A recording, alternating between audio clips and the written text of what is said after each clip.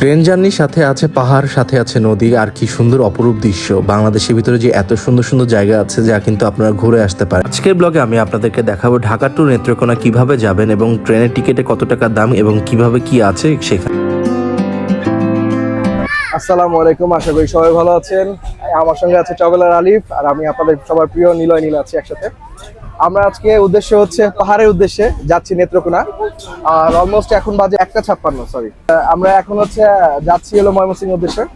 So দেখা হচ্ছে, আর ট্রেনে চলতে চলতে আরো কিছু ফুটেজ আপনাদেরকে দেখাবো ইনশাল্লাহ। ঢাকা হতে নেত্রকোনার উদ্দেশ্যে রওনা হয়ে গেল আমাদের ট্রেন। আর ট্রেনের পার পার্সনের টিকিটের দাম ছিল 245 টাকা করে অনলাইনে।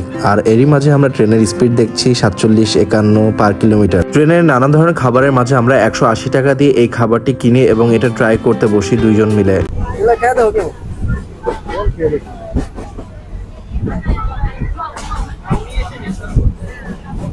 আমার কিচ্ছু না, শুধু মেয়োনিজ দিয়ে রাখা, এটা কিচ্ছু না, এটা বলে চিকেন স্যান্ডউইচ।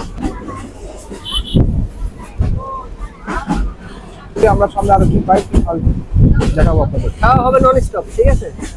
ট্রেনে জার্নি করতে করতে অপরূপ দৃশ্য দেখতে দেখতে প্রায় সন্ধ্যা হয়ে আসলো এবং আমরা চলে আসলাম নেত্রকোনা স্টেশনে, যেখানে নেমে আমরা সেখান থেকে 50 টাকা ভাড়া দিয়ে চলে আসি রাজু বাজার নামে একটি বাজার। সেখান থেকে আমরা যাব কমলাকান্দার উদ্দেশ্যে। সম্পূর্ণ ভিডিও দেখতে নেক্সট পার্টে চোখ রাখুন।